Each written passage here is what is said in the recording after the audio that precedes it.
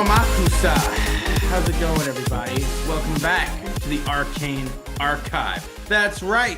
How you feeling today, Sammy? How you doing? Yeah, I'm doing okay. I'm doing pretty good.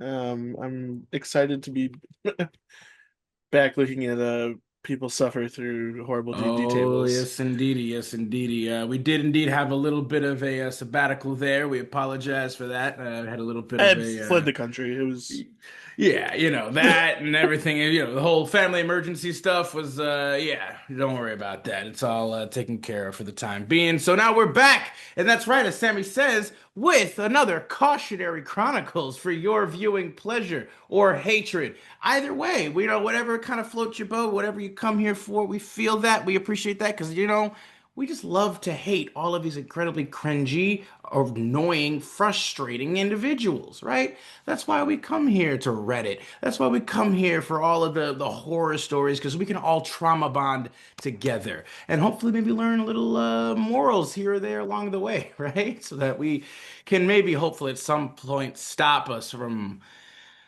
it seems, Sammy, just like every single day we stray further from God's light, And I'm not even religious like that, but goddamn, it's like, boy, people got some weird shit going on, but that's okay because we're going to talk about it. We're going to work through it, right? Because if it's mentionable, it's manageable. So, as always, y'all, welcome back to the archive. If you like what we're doing here, please do be sure to like and comment down below just some of your thoughts and feelings like on the stories we're reading to you, on any kind of other thing that you guys might want to talk about in regards to like TTRPGs, D&D, whatever. We're always down for any kind of dialogue. We love it. We appreciate it. Subscribe and share the channel. Hit that notification bell so that you never miss out on all the new content that we release for y'all. Because again, we got some cool stuff coming up that we're going to be trying to work on. Hopefully, deliver to you as best as we can. But with that being said, you know what, Sammy? Let's go ahead and get on into this today, shall we? First story we've got for you is titled, I signed up for a gritty medieval RPG. Instead, I got dragons, destiny, and a GM with a weird obsession by Salada Warrior. Just as a heads up for anybody, there is an essay warning tag. I don't believe there actually isn't any real essay that happens in the story, but it is there is a bit of a implication just for anybody for a trigger warning. So this was a while ago, but I still think about it every time someone says, "My game is low fantasy." Now let this be a warning to anyone who's ever been tricked into fantasy hell by a GM with an agenda. I love tabletop RPGs and was really looking for a no fantasy gritty world to play. No elves, no wizards, and no magical bloodlines. Just a cruel and painfully grounded world. Think like mud, rusted swords, and dying of a chest cold in a pigsty. So when I met a guy online that's, let's call him Mark, he pitched a campaign called Ashes of the Iron Realm, promising no magic, no fantasy races, and absolutely no chosen one crap. I was 100% in. I mean, see, right off the bat, I don't really, me personally, as y'all know, I'm a huge, just high fantasy guy, so I don't really understand the whole like wanting to play a fantasy, low fantasy kind of game where you're just like in a terrible, horrible, like cringy, gritty, just dark, you know, medieval style kind of thing where I'm just like that I don't quite get what's you're playing a fantasy, but why is that a fantasy? Like I can yeah. understand, at some point. I mean, I don't know. I don't. I guess it's for the story, maybe. To me, that just kind of comes across as being like you're kind of just super edgy. You know what I mean? It just seems like you seem like a real gothy, edgy, emo kind of vibe going on right now. Where it's like, yeah, I just would have played like, yeah.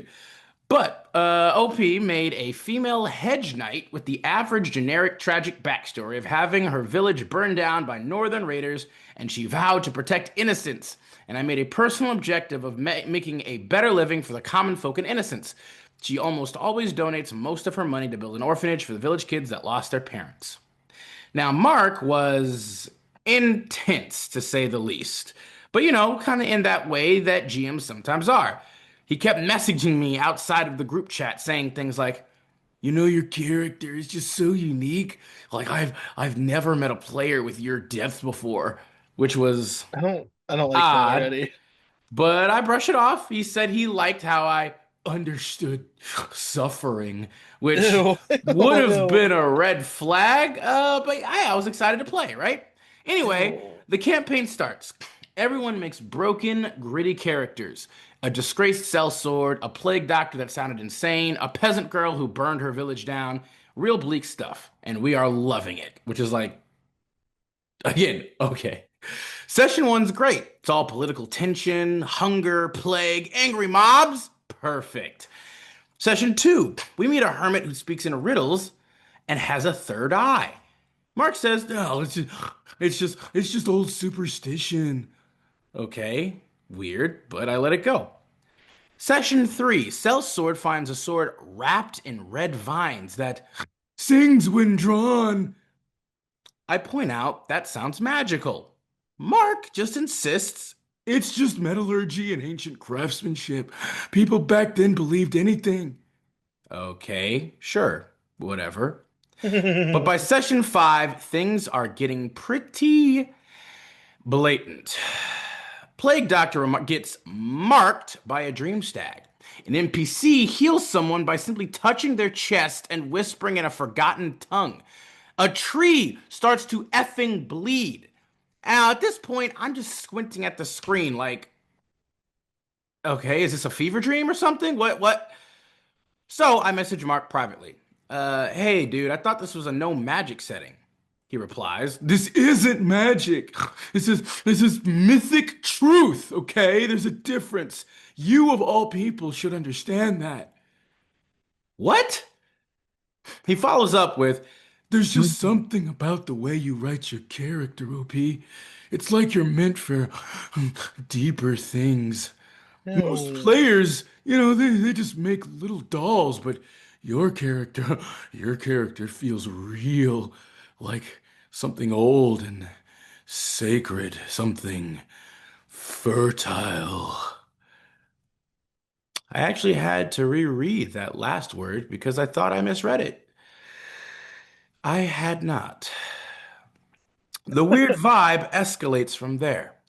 Every session, Mark gives me special visions, glimpses of a woman giving birth, or whispers from the forgotten goddess of fertility beneath the world. F me. My character becomes the only one who can see the true nature of things. Now, I ask him to tone it down, and he says, "I just think that your character is more open to the mythical world because of, maybe who's the one playing her." Excuse him, what? It all comes down, it all comes to a head in session seven when the party visits a ruined abbey and meets an ancient cult leader named Severin the Hollow-Eyed. This guy starts ranting about the bloodline of iron and womb of stars, and then just straight up says to my character, "You must lie with me, vessel of rebirth. The child we make shall be made the chosen one." Dead silence. Until I literally shout in the call, "What the F did he just say?" Mark, "It's just part of the prophecy. He's an old man. He's not serious. He just believes he's destined to sire the hero." I respond, "Yeah, that's even worse." One of the other players DM'd me after and said, hey, so that was uncomfortable. Um, are you okay?" And that's when I realized I finally was not overreacting. I left the campaign right after that session, and Mark continues to message me saying I was abandoning the sacred arc and that my character had a responsibility to the story. He even wrote a paragraph long bit of lore about how the bloodline is now broken and the world will Jesus Christ. This dude suffer. does not. There's Good. just no. Good. Let the world burn. I just wanted to play a miserable knight who dies a tragic death while trying to make the world a better place. End post. Okay. So I mean, right off the bat for me, this I'll be honest, I feel like everybody's a little bit cringy here at least. But yeah, that GM more than anybody seems to have like some legitimate problems. Like holy crap, dude. Oh my lordy lord. Clearly having a lot of have a lot of outside kind of feelings or ideas to I mean, I would like to know like is does does the GM know what OP looks like? Like did does the GM is he just assuming that the GM is female because they're making a female character? Is the GM like did the GM hear her talk like over a voice call specifically and it's like, oh, because it's a girl's voice now she's my new milady and love interest? Like I don't know. What do you think, Sammy? This I whole mean, thing is this is just just like this dude is just creepy, that was some obviously. damn good cringe, I'll be honest. That shit powdered my spine quite a bit. Holy crap. It's gross. Woo! Um, yeah, it's real. That's like real gross. That's the part that bothers me is like you just you really just wanted to be gross. Yeah, he and justify it through and not just that, like the whole he kept promising the whole no, it's just a real grounded, no magic, gritty realism campaign. And then instantly starts implementing magic every chance he gets. Like just like what? Like why? Like I don't understand what we're doing here. Like again, like I said, for me, I'm not a huge fan of those like of low or even no magic kind of settings. Like I love magic. I don't know why you'd want to have a fantasy world without fantasy. But regardless of my personal taste, if I was to play in a game that somebody was promising, yes, this is the theme, this is the style, only for them to immediately renege on that and prove the opposite, I would probably be upset as well. Like that would be the akin to me being like, this is a high magic fantasy campaign. And then it turns out to be a no magic fantasy campaign where I'm like, what the fuck? Where's all the magic? What do you mean? What do you mean my magic doesn't work? Fuck you. Like what? Like that would suck. And I like, like I said, I feel like OP and maybe the rest of the players are maybe a little cringy, a little cringy edgy, a little edgelord-esque, but I'm not mad at that either, though, to be fair. Everybody's got those edgelords. I've got plenty of edgelord characters who are edgy and shit and dark and gritty. Um, and there's nothing wrong with, what you like to play if that's what you like, but it's very shitty when you go into a game expecting it to be one way and then it's not only not that way, but it's the exact antithesis of that. Yeah. That is never fun because And you were really expecting and hoping, excited for this and just and you're just kind of fucked as well because there's no way you're gonna enjoy yourself. And it's at someone else's expense that they kind of have control over the time you have, and they're just making it worse the whole time. Like there's no, I don't want to say there's no upside because I know people will put up with some stuff to play a game, but to me, no, you got this someone at your table acting like there is no upside. no. This guy was, and this guy was a grade A creepazoid, bro. Oh Like, yeah. and what's hilarious too is that the irony of it is like he actually has at least some decent like titling skills. Like his naming sense is decent. Like again, saying like what is it? The Ashes of the Iron Realm. Like that's pretty cool. That's a pretty cool name for a campaign. I'm not gonna lie to you. Ashes of the Iron Realm. Not bad.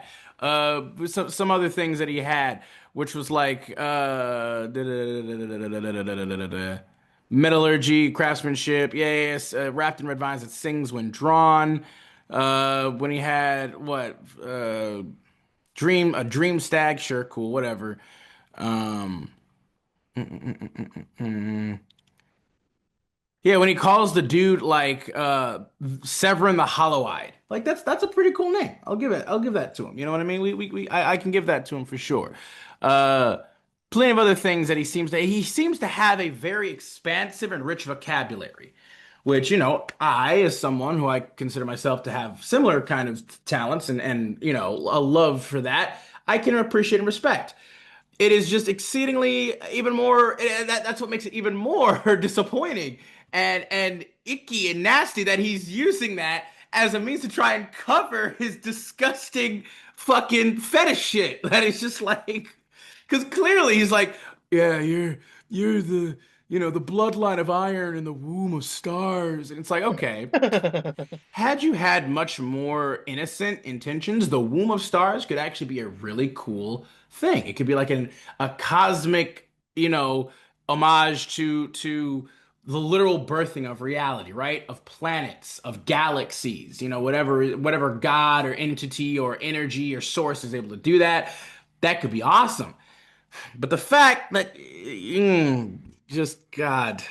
Uh, Icky. His whole thing is just nasty. But hey, we started off strong. This right here is absolutely a cringing of utter proportions, of the utmost proportions. This is like a cringe apocalypse, bro. A cringe-ageddon right now. This is just like when I first saw this and I was like I skimmed through it, just picking out keywords. Even with that, my spine was already beginning to powder. So I was like, yeah, all right, we're gonna throw this one in here. But uh anything else you got to say about this one, bud? No, I think that's pretty succinct, my man. It's it's just funny to me how these people exist like in real life. I know.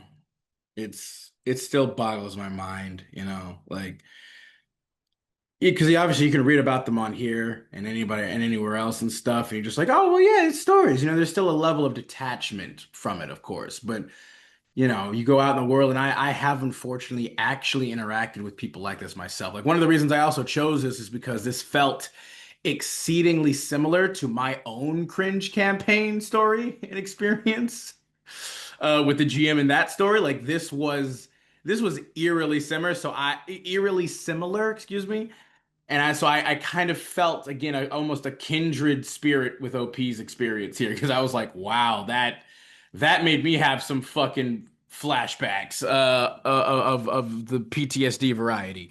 But with that, let's go ahead. We can move on to the next one of the day. Go ahead and take it away, Seme. Yeah, it's my turn now. I have up next for us. Am I the asshole for asking my party to remember the plot? By Embarrassed Fox 7181. So I'm the forever DM for my friends. We're all busy with our own lives, so there's an understanding that most games we set up will end pretty quickly. Despite this, I try my best to write a good story, and it feels like it always gets cut short. And as I'm starting to develop a plot. Anyways, we started this new campaign, which is the focus of this post, almost a year ago now. And it's gone through a lot. People have joined, dropped out, and we were even about to completely change someone's character before we eventually called time of death on the game. Anyways, as I said before, it's pretty common for these games to run out of steam pretty quickly due to scheduling and everyone's frequently shifting interests. We were all pretty determined to keep this game going. One thing I admitted before was that we've only had maybe 4 sessions since we started. They've been playing the game for a year, and they've only had 4 sessions, That's good with God. many months between each session, and I was working hard to try to keep everyone interested. And every time we started a session, I did my best to recap everything that happened before, but I was getting really tired of it. I have a really good memory, so I remember pretty much everything that happens in our sessions for the game, and I still remember most of the plot points. I prepped for the previous games we tried to do, but I don't think 4 sessions of a very episodic campaign thus far was too much to ask for. These games were essentially you meet a person in a tavern, they tell you to fight a person, and give you maybe a minute of exposition as to why. The point is that these 4 sessions were really simple. Anyways, like I said before, I was getting tired of trying to keep everyone focused on the game. So a few months ago, I asked if we could end the game. I felt like I'd lost interest, which in my opinion is not good when you're the one running the story. And I asked him if we could start fresh with something new that maybe we'd all be invested in. I was met with a resounding, no, we're still really interested. So I figured it couldn't hurt to try to keep things going. My bad, sorry. Since then, we had one session, and by the end of it, I was done. I was so done with it that I quickly went through the actual hook for the plot and politely asked them to please leave because my social battery ran out and I didn't feel too emotionally stable. After that, few members of the group seemed to be interested in the game at all without me bringing it up first, so I've been pretty reluctant to try scheduling anything new. A while back, Okay. I decided maybe it'd be interesting to see how much of the plot they could remember. I didn't want to have some sort of Sam Riegel-esque what's my mother's name freak out, but for real. So I decided maybe it would be better to write it all out in a Google form or something. I ran this idea by a few of my friends outside the game, and they all agreed that it was a good idea. It had been months between sessions, but it had only been 4 sessions, and I ran this idea by my other D&D and DM friends. So it's not like I was asking someone who didn't know what I was It's trying to do. it's literally like one session every 3 months. Yeah, Then essentially. like that's just fucking I finally, insane to me yeah, right. I could never. I for a finally wrote campaign for a like long-term that doesn't campaign. count as a campaign. Like, to me, that's like okay, so No, we run like a a one shot and one a half. shot. Yeah, it's like a multi-shot basically. Like Yeah, I finally wrote out 8 short response questions of this happened and why, and tell me literally anything about the rest of the party. So he wrote out these like questions about different parts of the game they've played, and I sent it over the group chat. Oh, I was not surprised when I saw that almost every single submitted response was something akin to I don't know. And I was a little bitter because I worked hard on the game, but it was the result I expected. So I told the friends I was with that I was ending the campaign, texted everyone else in the group chat. I did my best to get any truculence? I'm just going to say anger out of the message. But in case I missed anything, this is exactly what I said. Quote, for those I wasn't with when I decided it, I'm calling it on D&D for now, until I come up with something new everyone's interested in. It's what I usually say when one of our games ends, so I figured it wasn't a big deal. I received a few responses that were along the lines of, oh, I can't wait for the next one, though. And that gave me some hope. But then one of my friends sent back, the survey was a waste of time, in my opinion. Should have just asked if we wanted to continue and not use our memory as the determining factor. This upset me a bit. This upset me a bit, but I did my best to react calmly. I pointed out that I asked them before if we could end the game, and they told me to keep going. I pointed out that we'd only had 4 simple and episodic sessions in total, and I tried my best to be vulnerable about the subject. It had felt like I wasn't getting as much out of the game as I was giving to it, so I told them that. I admit that the survey was more for me than anyone else, but I felt like I handled it pretty well. I guess I didn't. The next and last thing this same friend said to me is that he's out and that he has enough stuff to deal with, and if D&D was quote gonna be a whole thing end quote, he wanted no part of it. I responded to that saying I'm sorry that's how he felt. The door is open, always open if they wanted to come back someday, but that everything they said is exactly why I was ending the game, and that's because it was becoming too much for me. Anyways, that's the last thing that happened with my group, and I feel all mixed up about the whole situation. Am I the asshole? No. Simple, No, no. And it OP, it you looks are like not. pretty much everyone here is saying the same thing. Here's what I'm gonna say. As someone with awful memory, which is why I tend not to DM, um, I still get the gist of things. I could at least answer some fucking questions. But I do have terrible session to session memory sometimes, and that's why at the beginning of sessions, I just ask questions, just to give my brain a bit of a head start, a bit of a jolt. And sometimes I ask a couple questions, some clarifications, and then my DM will start saying a sentence, and I immediately know what's going on. Like I Yeah, immediately you just need a remember. little bit of a jump start. I mean, here's the thing. Like, there's a difference. Like, because here's the thing. Even though you might not be a like great session to session memory, Sammy, you're still at least always highly But I'm present and dedicated. I'm Yeah, talking to people and you are highly interacting. dedicated, involved, and you are committed to the game and the campaign. Like you're there, you are involved, and yeah, maybe just having a poor memory is not the issue. It is having people who are not engaging with the story or the game at all that I would say is the problem. Again, one session every 3 months, approximately, given they said it's approximately been a year since they started this so-called campaign. That's fucking crazy to me. That if you are playing a game, like this person says, the friend of OP is just like, yeah, well, if D&D is gonna be a whole thing, then I'm out. It's like, well, here's the thing, bro. It kind of is a whole thing. That's the point. Like it's not meant to be obviously something that is supposed to be like an extra fucking like weight or cinder block around your neck that's supposed to be pulling you down if you already got the weight of the world on your fucking shoulders. Like it is meant to be something that is uplifting, is supposed to be again, it's escapism to a certain extent.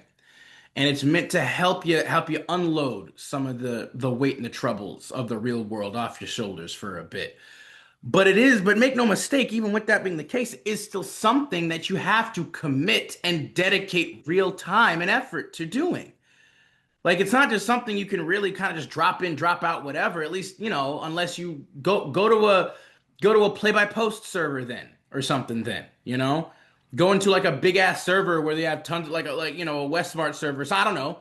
Something like that, where you're just like, yeah, they just run one shot, so you can just jump in, jump out whenever you want, and there is no commitment. But an actual campaign is the choice to try to dedicate your time with these other people to really create something together, have experiences together in this world that you guys are creating together. Like, so it again, while it again, yes, if you have a lot of stuff going on, and maybe you shouldn't be participating. If you have a lot of things that require more of your focus and dedication, you don't have a lot of time, then don't play. Because otherwise, yes, while D&D, no, again, isn't like the end all be all, is should not be like maybe the one time biggest focus ever for someone, unless maybe it's like their job or something. But it is still something that if you're gonna do it, you have to give it some legitimate priority for it. Like it is something that you need to consciously choose to do and commit to, Yeah. or don't do it. Like it's as simple as that. Like I get it. We all got a lot of shit going on in life. A lot of shit happens. Like, but if it's something you want to do, then fucking do it. If it's something you want to do, especially so the whole point of this post with OP is putting in effort and time themselves into it to make this thing. It's the Yeah. same thing for anything that somebody does for other people. Like the least you can do is be present, is be active or proactive. Like Do something. I fucking hate people like this who are just like so have their head shoved so far up their own fucking ass. Where you're just like you can't see anything past your own bullshit. Like just like bro. Yeah, that's really frustrating. Like that when he said that shit, it's just like the survey was a waste of time. You should just ask if we want to continue and not use our memory as a determining factor. Like kindly, with all due respect, friend of OP, with all due respect, kindly fuck off, dude. Like go screw, brother. Like I like, are you real? Are you for real right now? Really? No, like that's fucking stupid. Why would I sit there and continue to fucking run a game for you guys when you barely even remember anything that happened or that's going on? You're just sitting there going like, yeah, whatever. Like why would I continue to write out scenarios, events, plot hooks, lines, incorporate stuff if y'all don't even really give a shit about it? Why would I do that? That's not Yeah. fun for me. I don't even know if you guys are really having fun, because if you were having fun, if you were enjoying it, you'd think you'd do it more often. You'd think you'd make it a fucking priority. So if not, okay, I put it out there to be like, hey, what does everybody like or remember about this stuff? Is this really significant at all? Does this matter much? Because if not, then yeah, we can just drop it. You have the fucking unmitigated gall to then be like, yeah, that was a waste of time. You should just ask if we wanted to keep going. And it's like, it's not just about you, bro. What don't you Yeah. understand about that? It's not just about you. I don't want to keep going with this. And I'm the Not if that's GM. gonna be how it's Yeah. gonna go. I'm the Like, GM. I'm making this shit. I'm writing this. I'm doing all this stuff. The work that the GM has to go into and put into to make a really good game will always be astronomically more than the players have to. Unless they are literally working together with the players to do all this stuff, it will still always be far like it is almost always like 80% GM, like 20% players for how a game goes. It's kind of just how it goes. You know what I mean? It is what it is. But that's the thing. People who are GMs, like they're some of the greatest at times, if they're not, horrible, cringy, power hungry, abusive fucks. But like for great GMs, they're some of the greatest people because they put in so much time and effort into this purely for the desire to want other people to have fun and enjoy themselves. That is amazing. That is a beautiful thing, man. So the least you Yeah. can do is just be present. Just taking an actual active interest for something somebody else is putting all their free time into. Like, Yeah. holy shit, Do dude. something. Holy shit, man. That is ironically that is some of the most disgusting. Like just the pure blatant disregard is just horrendous to me. That's fucking deplorable to me sometimes. Like holy crap, dude. Like, and again, if you're just not as interested in it, that's fine. But don't say some shit like that. Like at least the other person was like, aw, I'm sorry. Well, looking forward to the next one, which is like, still kind of dismissive and kind of just disinterested. But at least it's just like, they're not throwing a damn stink about it or having a fucking like whatever. You're just like, all right, well, honestly, I probably won't make another one because nobody really seems to be that interested. Yeah. And then this fuckwit just, ugh. Anything else you got to say about this one, buddy? No, that's kind of all I got. I mean, it was like one of those things that I hated personally because I've dealt with people like that before. Yeah, Um, no, I have. so it was really bothering me. But It's yeah, it never ceases to kind of grind my gears. Like just like, come on, man. Do better, please. Just Jesus. At the very least, don't be a douchebag. All right. Let's move on to the next one of the day then, shall we? This one is titled GM wanted anybody to die and I kept preventing it, so he killed the party mascot by Lilium Carmel Corn. A few months ago, I was part of a wonderful virtual D&D 5e game that had a sudden turn at the very end. The participants were the couple, two players who came as a unit, the warlock and sorcerer. Rocky! Don't remember his class, but he liked to throw rocks. Probably a barbarian. The Oni, warlock barbarian. Oh, warlock barbarian multiclass? That's oh, he interesting. did he did something I wanted to try doing a long time ago and I never got to. That's an interesting decision and mix. Sure. My character's bestie and a nice player. The GM, a random guy I found on a forum. Okay. You found him? All right. And me with my character, the goat. A small goat woman and bard. We were 5th or 6th level. We had been playing for a couple months by the time our final game came around. Honestly, everything had been normal and things were progressing as usual. I felt like we kind of sped through any NPC or social interactions, and I started to realize the rotation was to basically just go to the castle, get a quest, minimal dialogue, and then go to a dungeon for the session. Honestly, it's not my favorite way to play, but the players did really make up for all of what we might have been missing out. We had wonderful dialogue between each other, and it seemed like the GM was cool to just let that play out. Love it. Love everything about that. Love to see it.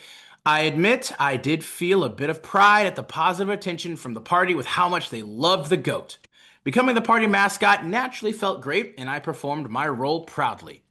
All of that to say, everybody loved having me there, and specifically the character I performed brought a lot of energy to the table. Well, after being rushed out of the castle, yet again, the party made their way to some ruins for the next leg of our adventure. We hadn't met any definitive BBEGs just yet, but it seemed like we were getting close with how dangerous things were beginning to get. Oh, and there were a lot of close calls during that session, let me tell you. There were giant centipedes hiding in marshy waters with deadly venom. Then the party managed to resist or avoid most of the bites, just narrowly, but our NPC follower wasn't so lucky, however, and looked rather rough for the rest of the dungeon. We fought through demons and centipedes, had the ground crumble beneath our feet to lava pits, and defeated a shambling bones infused with hydrated plant life before we even reached the entrance to the ruin's interior. The entire time, I personally felt rather proud of myself. I had been doing quite well in maintaining the health of the party and preventing multiple downs or even deaths. In the last battle with the shambling bones, I had even prevented the Oni from going down twice. In character, the party was feeling rather rough and beaten and torn, but we still had to progress into the ruins to find our MacGuffin. We took a moment to sit down and plan slash recoup. We even had some cute RP moments. Eventually, the DM had voices whisper to the couple, egging them to go into the ruin and interrupting our short rest.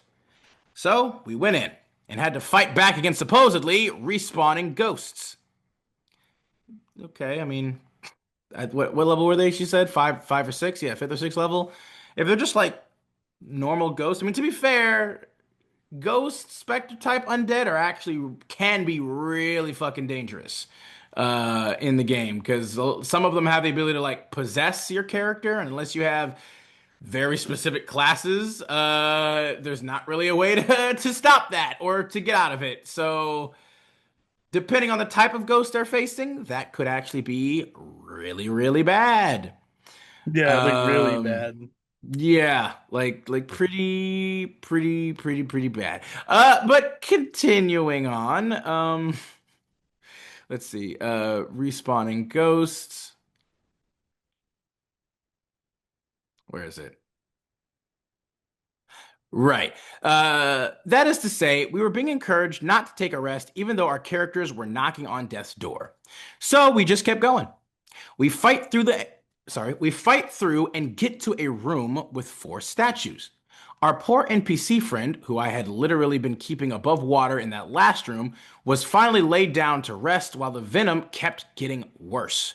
We tried to short rest again and finally got through it.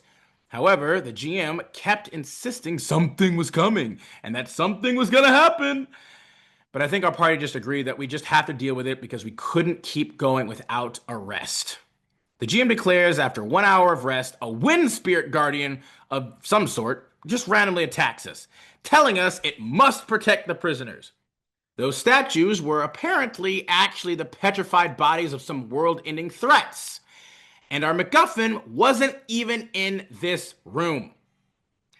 We tried to insist that we weren't trying to free the prisoners, but the spirit attacked us anyway.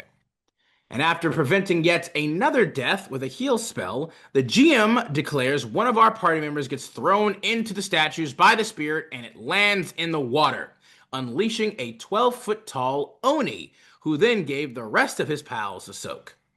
At this point, I'm getting a little baffled by the turn of events. A fight breaks out, but the spirit abandons the fight immediately and leaves us with the world ending threats. The NPC is knocked down into death saving throws. Oh, wait, no, he wasn't. The moment he went down, the venom activates and turns him into a faceless, mindless demon of sorts. Really messed up stuff. The newly discovered BBEGs decide, well, we're not worth the slaughter, and even profess to be interested in the Oni in our party. Oh, wait, yo, an Oni interested in another Oni? Okay, sure. They left, and our party tried to pick up what scraps we had left of ourselves. The tension between characters was high at this point. Some scathing RP words are exchanged, and eventually characters decide it's best to just keep going. Everybody was just having a great time, or at least so I thought, and I was so pleased with how the narrative between characters was developing. We start exploring the lower area, and a man offering a puzzle shows up. We do his puzzle, and we move forward. I think it was something like, here's the key, or you could take the poop bag instead. But, the real key was in the poop bag all along, or something along those lines. Har, har, howdy, ha, ha, ha. Anyway, we keep going and eventually get to a part of the ruin that's crumbled into a cliff face. But the GM says my character notices a footpath in the cliff face that my little goat could traverse to get to a separated part of the hall. I do take note of it, but decide I'd rather wait for the party to be together first. Some conversations happen between characters before the GM insists to me that I should take a look at the separated area. So, thinking nothing of it, I hop on over. The one other person ready to follow me all of a sudden instantly gets blocked off by a sudden appearance of a solid wall. Well, I assume that the GM knows what he's What? doing. See, that was your first mistake, OP. That was because this whole thing just sounds. Hmm. It's already sus. Feeling a bit sussy already. The goat meets an old man who's willing to speak with her.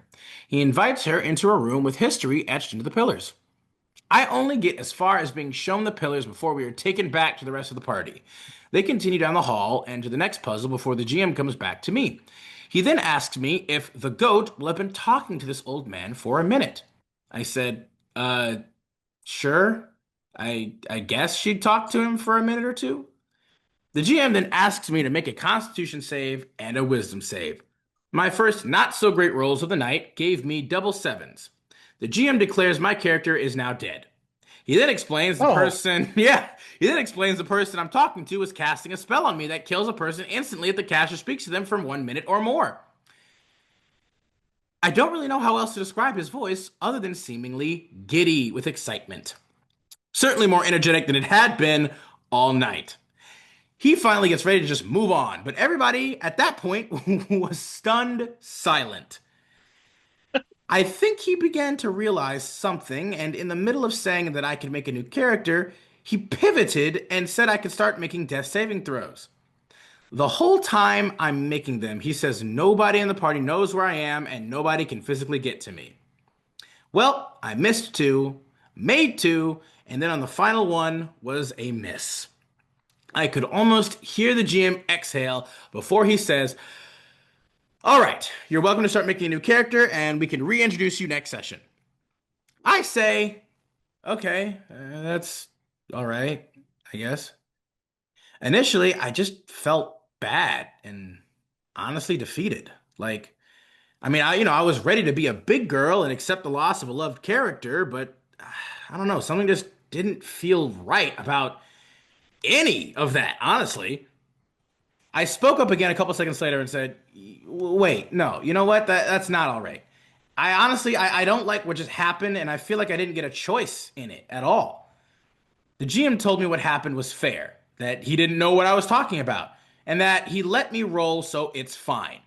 But I wasn't taking any of those as valid excuses for just basically declaring my character dead. Like, and then on top of that, locking me off from the rest of the party to make that sure that I would die. Like I told the call that I have to go, or sorry, I told the call that I have to go think about.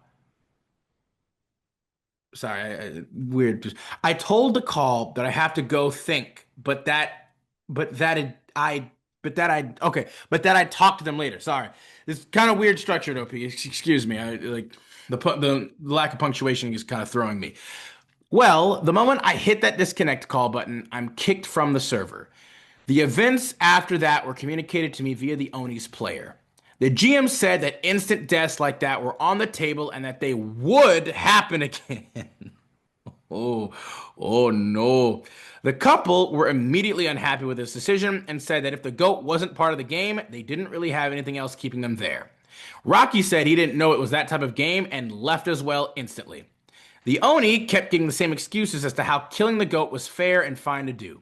The Oni did the math on the rolls after learning the passing number and communicated that my character only had, at best, a 45% chance of making those rolls to avoid instant death.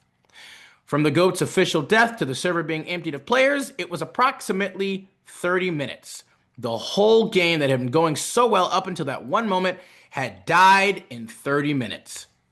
I, at that point, was pretty much just left with my thoughts. But I started to realize that some things about that session were really off. It was just really lethal. We thought it was just a really tough dungeon, but now that I think about it, everything was designed to kill our characters. If we hadn't avoided the venom, some of our downed NPCs would have instantly died. If we had missed a deck save on those lava pits, I bet it would have just been instant death. The two giant mini bosses before we even get into the ruin who did massive numbers that were only softened by me playing my role as a bard well. Honestly, I was left to wonder why in the world he was trying so hard to kill us suddenly. And if maybe me preventing so many deaths as our only supportive character made me a target for the GM. The hostility was just all so sudden. Well, at least I came out of that game with some wonderful artwork and memories of that party. I guess the great part of the GM being reluctant to engage us in RP is that he's oddly barely in my memories of that game. It really was mostly made by the wonderful players, which is a shame because I don't deny the GM had a wonderful world and interesting story to tell. Did he? You kind of just said that he didn't overall. He even insisted we write complex backstories to implement into the game. I've been working with him for a while on developing the goat into his world. But I guess none of that mattered by the end. Somebody had to die, and I guess I was the person he lost his patience with.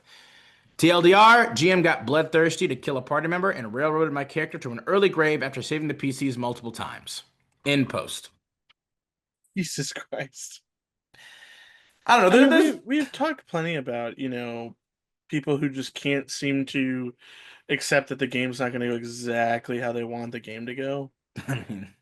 I mean, that's even if they want the game to go like really well for players. And this guy, yeah, this guy just seemed like he was a sadistic, bloodthirsty bitch of a GM who just wanted to he just wanted to he just wanted to throw his PCs into a blender, it seemed like, and just get some weird sick sense of satisfaction. And here's what I never understand about that mentality, right? You would think that, at least just from a psychological standpoint, the payoff that a person would get from wanting to murder like their PCs is, a feeling of power and control, right? You get a feeling of just like, or superiority, right? I beat you, rather. Even though, like, you already have basically almost supreme power and control over just everything else in the world because you're the GM and you made the world, you control it. Like, you already have almost complete and utter supremacy. The only thing you don't have control over are the player characters, are the players. That's it. Yeah.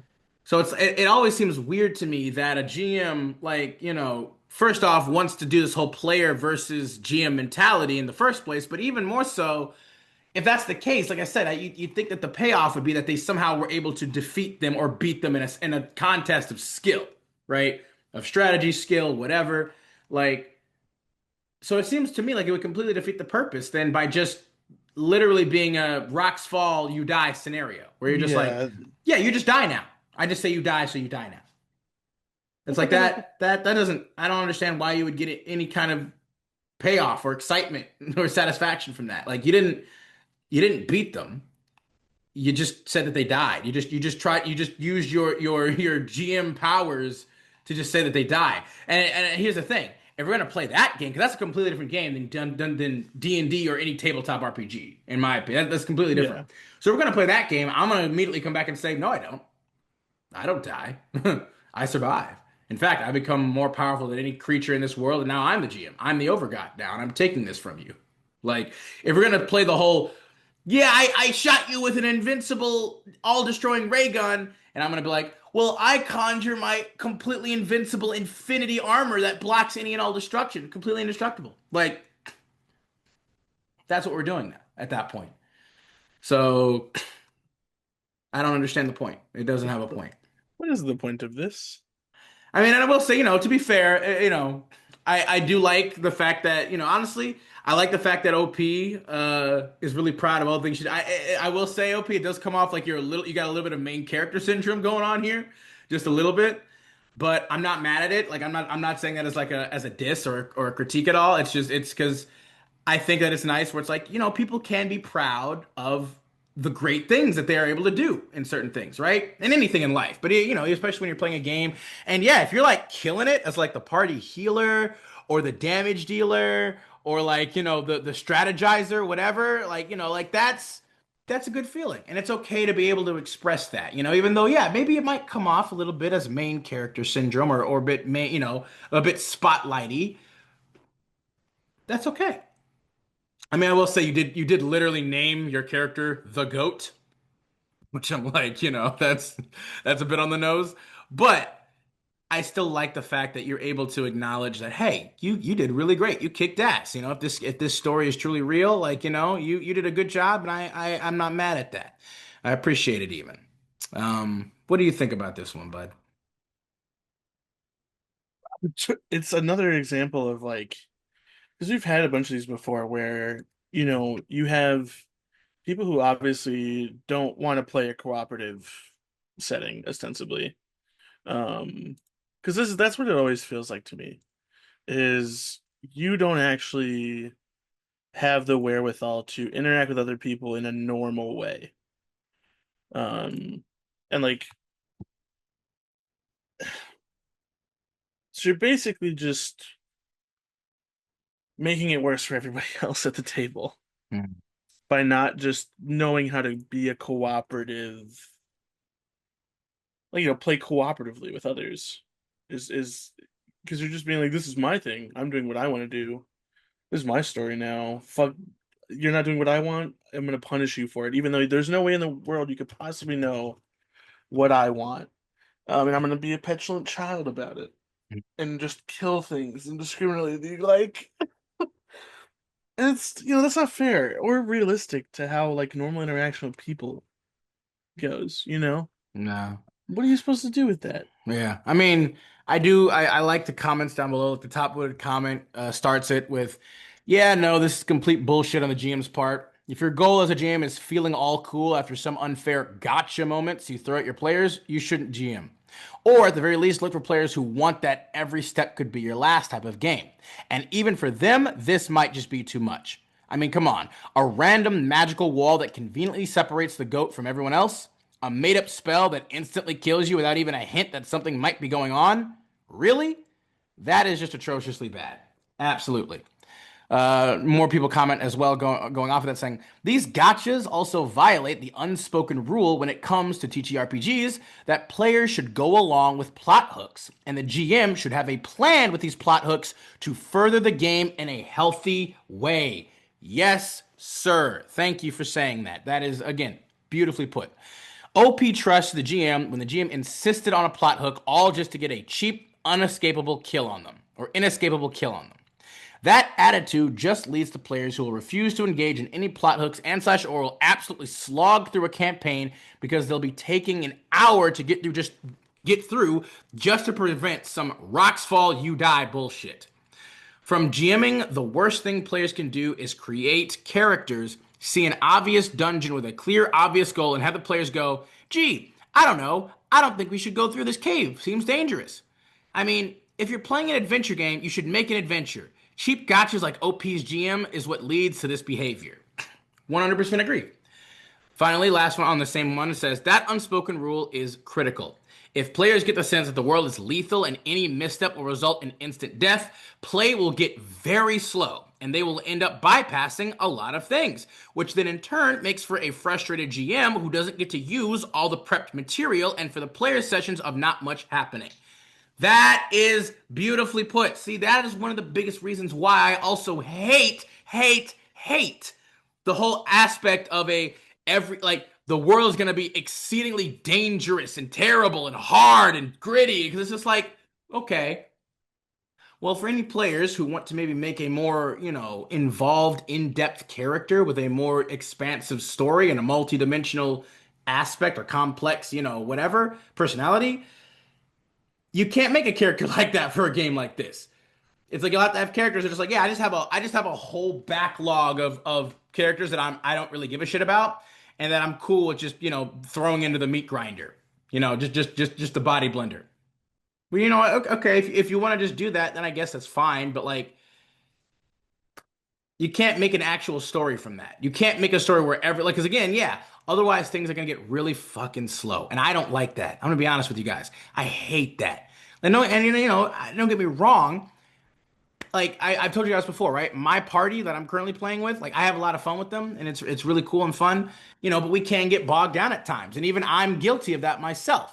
But I usually always do try to keep it moving at a relatively fair pace, where we're like, hey, we're trying to do some stuff, but there is a fine line between getting bogged down, like taking super slow while doing nothing, or taking some time to really flesh out the world, right? Engage with your environment, the NPCs, the cities that your GM creates, seeing more of the world, because that's one of the three pillars of any TTRPG really is exploration, right? That's what that is. is you start to explore the world and your GM can like showcase it to you, you interact with it with the RP and everything, and that's great. But what isn't great, and what's different from that is yeah, you're in a dungeon or you're going out into the world and you have to literally meticulously prep for everything. Sitting there going like, okay, I take out my, my 10-foot stick or my elongating rod or whatever. And you're sitting there like, I'm gonna, you know, every like fucking 5 feet, you gotta be like, I'm gonna test this pressure plate, or I'm gonna test this plate to see if there's a pressure plate, if there's a trap. I check for traps. I check for traps. I check for traps. Or no, I don't want to go over there because that seems like it could be a problem. Or I don't want to go anywhere because that seems like it could be a problem. Or oh, I gotta keep track of my rations. I gotta keep track of my rations. Oh, encumbrance. We're using encumbrance as a thing. All right, I guess I gotta keep track of how much shit that I'm carrying. Which again, to be fair, yeah, I don't think a player should be like, I can carry a piano along with all of my other stuff too as much as I want, right?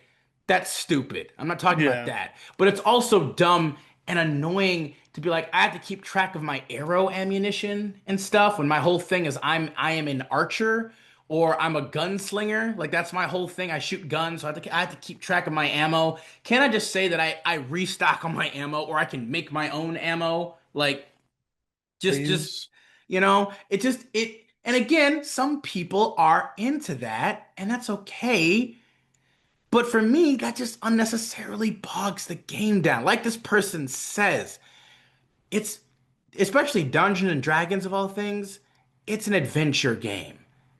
So what are we doing if we're not trying to go on an adventure and experience the world, right? If we're not doing something, why are we like mechanics and aspects that just bog the game down are just like ugh. I hate that sometimes. Like, again, it's a delicate balance. It is, right? There's no real one way because everybody has different preferences and thoughts, but this kind of thing just often, in my opinion, yeah, bogs the game down when shit is just too dangerous. When you don't have magic to help you, or you can't have maybe like some superhuman type of abilities as a martial class, Like it's like we're trying to have a fun adventure here, man. Like, I don't know. Again, that's my opinion. What do you think, Sam? I mean, my everything you said is correct. Like 100%. There's no like even arguing with it. I think what gets me is like how these people even get games in the first place. If that I makes mean, sense. I assume because they usually label it or title it as something different, right? I mean, Yeah, like they must be lying. I mean that's what it was for us. Like it was labeled and titled one thing, but like it didn't actually end up being that, It's like the GM just was literally flying by the seat of their pants, not knowing what the fuck they were doing. People just, there are just people like that. They were just like, yeah, whatever. It'll just, I'll just put this out there because I'm lonely and I want to play something with some people. And, I even get that to a certain extent, right? Certain people, you're feeling lonely, you're feeling like, and I think that's what was the issue with that GM and my cringe campaign was that I could tell he seemed like a legitimately kind of pathetic, pitifully lonely guy, Mhm. who didn't have, I think, a lot of real connection or friends and stuff, and was maybe really wanting to do it, but he's terrible at interaction. He's a rather selfish, kind of weird dude. And that in essence is the biggest issue is that if you don't have even a baseline amount of ability to be more considerate and to put your own personal like, comfort, feelings, desires or whatever aside to engage with others, yeah, you're just gonna kind of be like that. Like you can't hope to have real friendships, relationships, family, connection, whatever, real connection if you're not willing to compromise with the other person that's No, involved. yeah. It Like, just doesn't work that way. and that's I think that in essence is probably the core of why most of this stuff happens is that people are just, these people are just intrinsically too selfish and you know, maybe weak and afraid maybe to not be, I don't know. I don't know. But if that's all we got on this, bud, um, We can go and move on to the last story we got for you guys today.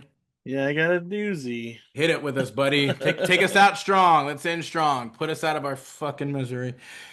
This is the player that made me not want to keep GMing for my original group by Connor underscore Clashnord. I thought it was gonna be a Clash of Clans reference. I was like, oh no, it's Oh one of those God. people. Getting directly to the point, this is a problem that has been going on for a while now. Even after talking with my player, it seems he will never change his ways of playing, which aren't bad, but they're not compatible with me. Most of the things are probably my fault for not really doing or saying anything when behavior does appear in my games, and I should probably make more consequences for his actions instead of letting it slide most of the time, which I did most, if not all the time. Hmm. I'm already pre-raging. No, but he's acknowledging it at He least. is, and I can at least appreciate and respect that. But it's like, at the same token, though, like I also have just a feeling of like, well, too little, too late. You kind of just you let all that shit happen for so Nah, yeah, long. but we love But an acknowledgement. it's true. It's true. No, you're right. Growth is always good. Better, better later than never. So Yeah. there is that. But I'm So, probably going to rage a little bit at the rekillings here, yeah. regardless. So this is the story. I meet this player that I will call James, for the sake of giving him a fake name. I found him after posting an advertisement for my game in an LFG server. He wanted to join, and nothing was going wrong really. Seemed like a cool guy to have, and I wasn't. Yeah, it was a typo. And I didn't see any issues. He's a really enjoyable person to have around. Uh, and during our first sessions, there weren't any really big problems, aside from slight moments of main character syndrome that I wasn't taking into consideration at the moment.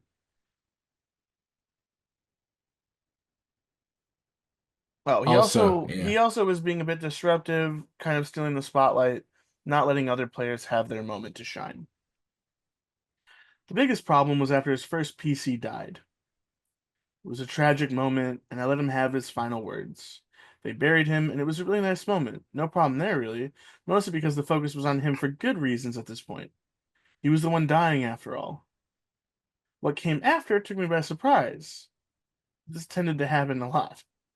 With him and another player having some sort of out of game, in character RP and private messages without me knowing about it. Like I would if I wouldn't have checked in another server where the other player was talking about the topic, I would have never known about it. Not that big a deal, but it took me by surprise. I didn't know if I should make it canon or not, but I digress. I mean, After that, his second character was revealed, and this is where things go downhill. First of all, his characters are really not that interesting, at least for me.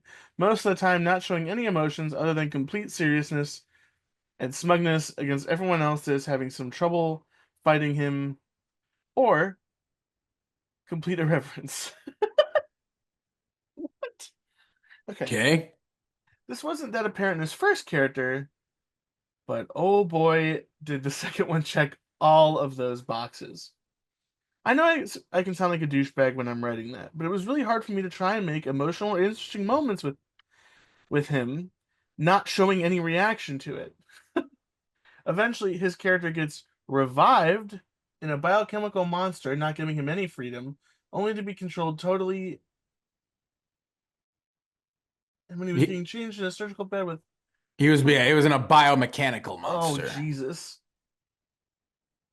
having it turned him into a robot with saws for hands and a creepy doctor who talked to him about forgetting everything. Like no fear, no doubts, nothing. Only fuck you with nicer words. This is kind of where I noticed that he only played that kind of character, with being only serious or completely not caring about anything around him. I'm going to make it short and compile other things I remember right now about this. Kind of goes from his two characters, and then after replacing the second one with another one for story reasons. What the fuck? I should have read more of this before I chose it because I'm having a really hard time reading there. Yeah, his punctuation isn't the best. It's interesting breaks, for sure. The Yeah. structure is interesting. Okay. But yeah, number one. His character by mechanic wise was mentally distraught caused by a severe backfire from his mental abilities. In narrative terms, he should be extremely emotionally damaged to the point of just outright emotionally breaking. But he decided to not make his character look weak and decided instead to just not feel anything while just dropping to the floor. Kind of checks out as a mental breakdown, but still, this wasn't much of a mental stop, but an emotional hit.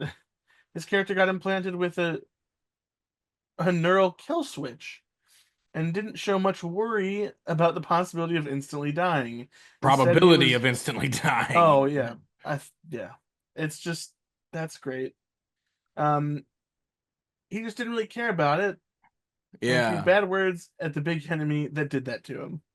Cool. After getting a power that let him reduce all incoming damage, he just outright started to not care for who he made angry. They would go into a place where people kept an artifact from the past they cared so much about. Another PC took it by mistake and activated it. And after everyone got pissed off, he didn't care and got pissed at them. Like he didn't care who he was fighting. This also applies to NPCs. Like one who was the leader of the group they were working for, he for some reason just started to insult him without any care in the world, because he was probably invincible at that moment. In retrospect, he wasn't, but I But didn't I want to didn't be want too to be bad with him, bad. Yeah. so I let it slide. His third character was literally the same as the second, and for lore reasons, he kept inventing on the spot without ever telling me his backstory. He somehow knew everything about the big problem the group was facing and the big bad villains that had been around from time to time, even reacting like his character knew those people, even when it was his first time seeing them. His third character was smug as hell, never showing any fear or anything aside from being an asshole with everyone around him who was in the quote wrong, which, according to this guy, sounds like everyone but himself.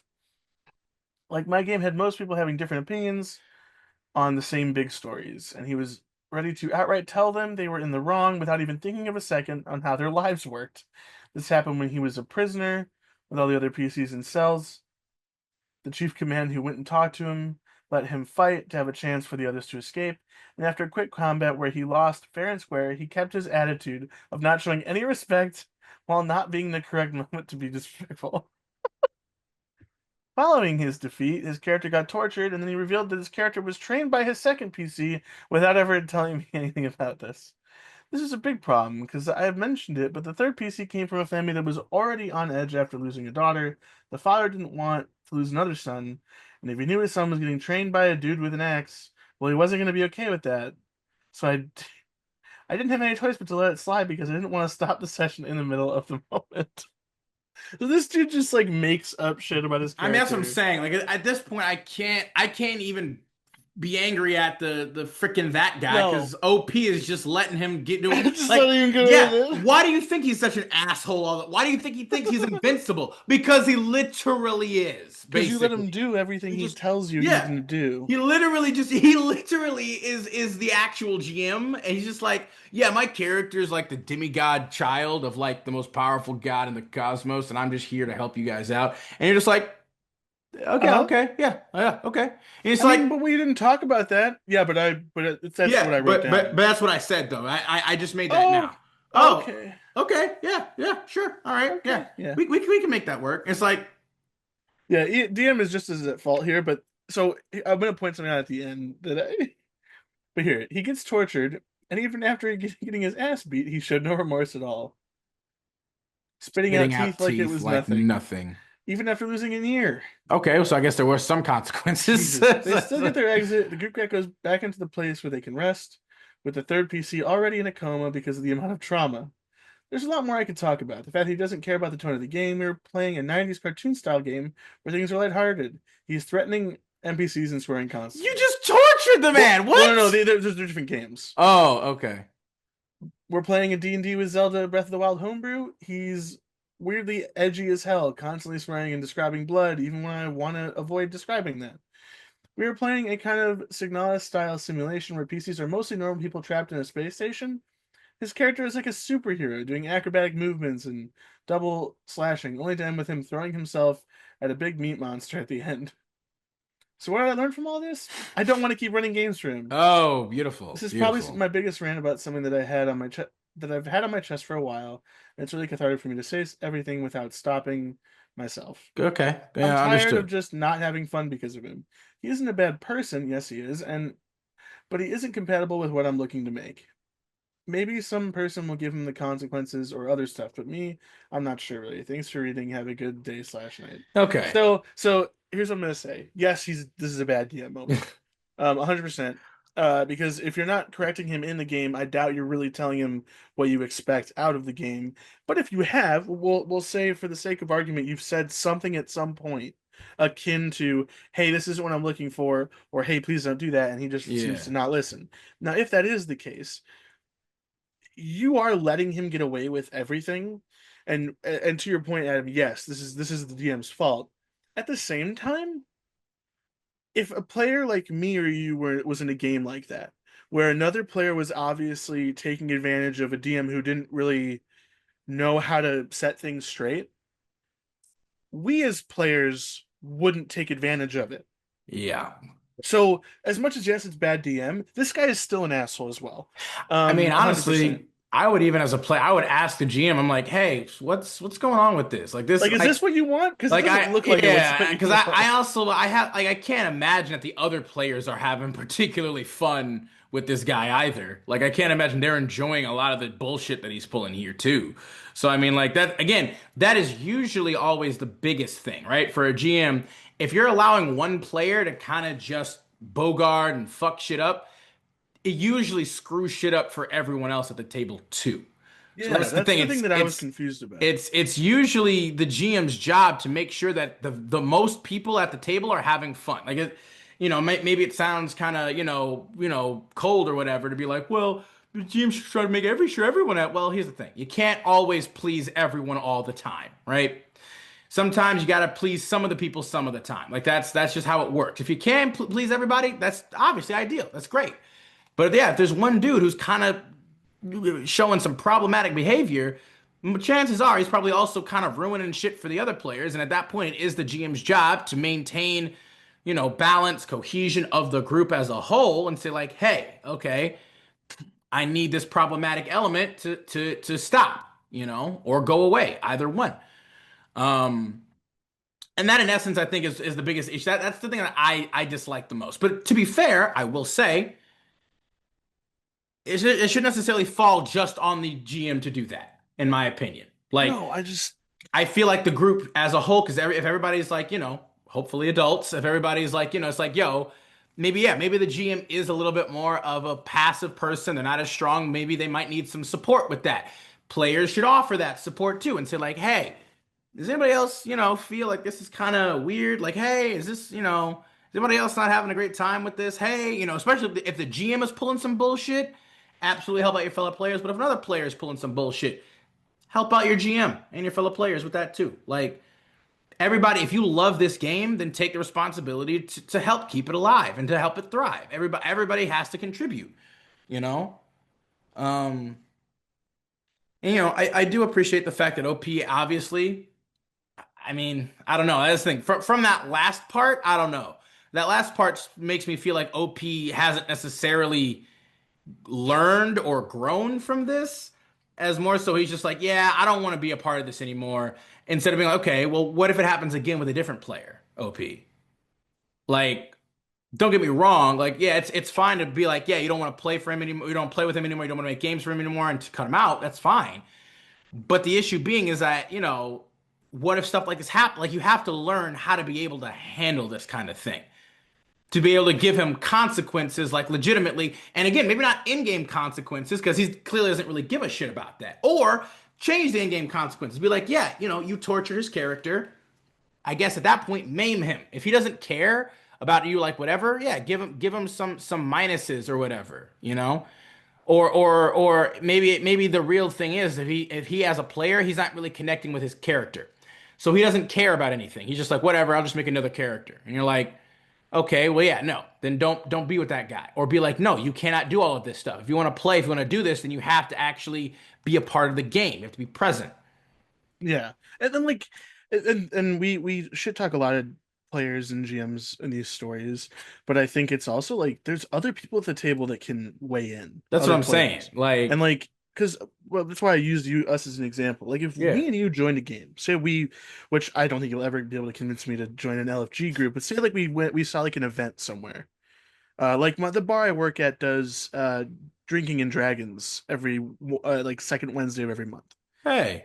I unfortunately worked that day, but like that's something that we Yeah, me do, too. and I've never been there for it, and it's like, it's family friendly. You could bring like 12 Hmm. year olds. Like the people, I guess the guy who does it is like pretty good with most like all age ranges and Nice. groups of people. Um, but like say we see an event like that, we went and there's some fucking tool in the corner trying to take advantage of maybe a less experienced DM or just causing problems at the table in general. If the GM, maybe because the GM is like in a paid space or is working an event, Yeah, it that's can't true. necessarily be like, get the fuck out, you know what I mean? Like, Yeah, can't be yeah. like that in front of the other They're a bit people, subservient, or like or just a bit like beholden to them. cautious Yeah, that's true too. because they're in a different position than It's a say bit more another random risky. person. Yeah, it's Yeah. a bit riskier. It's also up to the other players to maybe say something and be like, "Hey man, stop." Yeah, something. Like you're now causing everybody else here to not have fun. Don't just have You're a the pro like bystander effect. You know what I yeah, mean? Like, don't because what's the whole thing? Like if you see something happening, you choose to do nothing, you're also part of the problem. It's the you just know, not doing anything. I mean, again, Not to don't get me say you wrong. should solve the Yeah. problem, but Or that like you should automatically just throw yourself into any situation no, but something immediately like this, without knowing what's going on. Yeah, but it's a this is different though too because you are technically involved, right?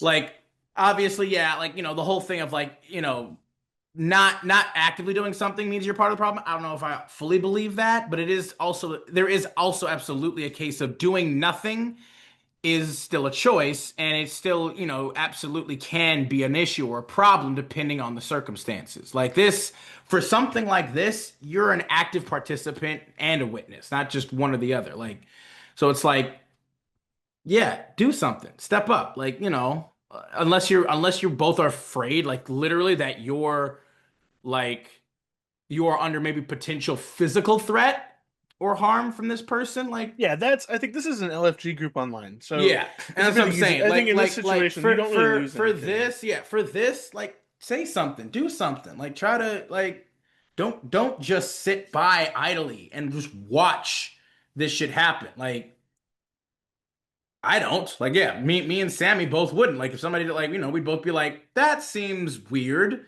Like we're only like level whatever. Like that you can't just be like how do you know so much about all of this? Like I would literally ask him like even in character like how do you know so much about all of this? And then I asked the GM, be like, GM, does he know anything about this? Like, is that actually a thing that his character would know? Like Like, what are we doing? you can't just try to metagame or just say some shit. Like that's, you're not, yeah, make your own game then, you know? But overall, OP, as much as we're kind of trying to, constructively criticize you and like give you something to think about, even getting to this point though, don't get me wrong, I still respect the fact that yeah, you were able to maybe finally at least make that decision, right? You didn't just stay there. You finally did do some thinking and you learned some stuff and you're like, "You know what? I don't want to keep doing this." And it was cathartic for you to just kind of vent all of this out. I think that was also a nice step, right? Being able to just say all of this stuff without stopping and just be honest. Obviously, the structure and quotation was a bit difficult, but that's okay. There's nothing wrong with that because you were able to get that out. That's a good step. That is a good No, it thing to is. do, and I would urge you to keep doing that. To be just more honest, express yourself. Like, don't let people like this just walk all over you. You don't need to be an asshole about it, but you absolutely can just express. Just be honest. Communicate, Say, "Hey, no, I'm not doing that. Hey, no, that's not what we agreed upon. No, this I am the GM here.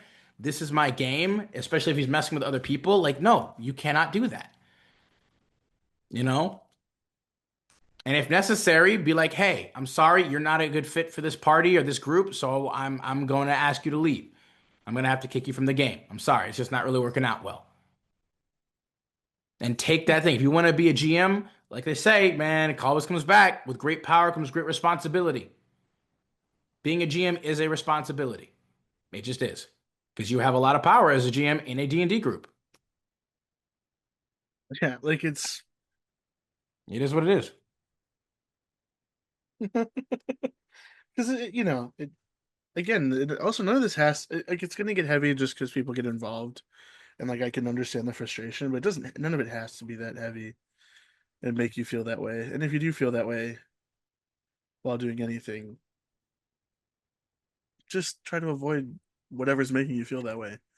And if it's that guy, if that guy is your crux in terms of how you feel and what you're going through in terms of playing D&D, then yeah, you have every right not to play with him. Yeah, no, you don't have to play with them. Even if you're enabling the behavior unknowingly or through, Just inaction. a bit of inexperience, or inaction, it still doesn't mean you have to put up with it. No. Well, and again, like point being is like I'm just saying for me, like absolutely have every right to just be like, you know what? I don't want to play with this guy anymore. No. But the unfortunate truth of it is though is that this guy isn't necessarily super rare, right? He's not necessarily going to be every player, of course, but this type of thing where he might be like a little bit more main character syndrome, spotlight hoggy, just kind of just dismissive of things. Like you the odds are not low that you'll encounter someone like this again. And so the question then becomes, are you just going to keep leaving every game where a person like this pops up, or are you going to at some point, because clearly the universe then might be trying to tell you something, right? The universe might be giving you an opportunity to grow, to maybe be like, you know what? Yeah, put your foot down. You know what I mean? You need to handle this differently. Way differently. But again, like I said, I think maybe you're on the way there. You've certainly taken a lot. I'm looking out at the comments. A lot of them are kind of still, criticizing you and saying that, you really you are maybe more the issue. And at least seemingly, you've taken a lot of that on the chin and you've rolled with it. And that in of itself, and again, I really hope this isn't you just kind of being a doormat and just again just letting people say whatever the fuck they want to you. I really do hope that like you are taking the feedback constructively, even though maybe some of it might not be phrased the best, but still taking it and being like, you know what? Okay, I'm gonna try and handle this way. Um, but yeah. Uh, anything else on this one, bud? No, All I right. think I think Then I that's think, everything. yeah, I think with that, that's all we've got for y'all today. If you stuck with us this long, as always, we thank you guys so much. We hope that you've enjoyed the stories. Please leave a comment down below about, your thoughts and everything that we've talked about and discussed today, and anything else that you might have on your minds that you kind of want to, send in some suggestions for some videos you maybe like to see. Like the video, subscribe and share the channel, hit that notification bell as always. And we will be sure to catch you guys next time when we dive back down into the archive. Thank you guys. Have Peace a great out. one now, y'all.